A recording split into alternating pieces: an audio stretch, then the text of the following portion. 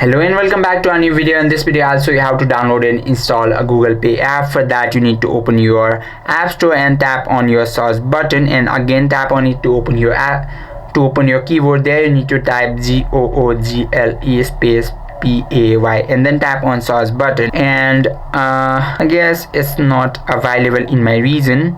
I'll just show you how it looks like from my Google. This is Google Pay app. It's not available in my region, and just go and find it on your app store, and you can also find it on your Google Play Store, and then tap on install button. If it is Android, just tap on install button, and if you are using your iOS, go on your app store and find this and tap on get button, and it will scan your face ID after you double click on your power button. And once it verifies that it's really you, it will start to download and install in few seconds or minutes depending upon your network connection. It will start to download,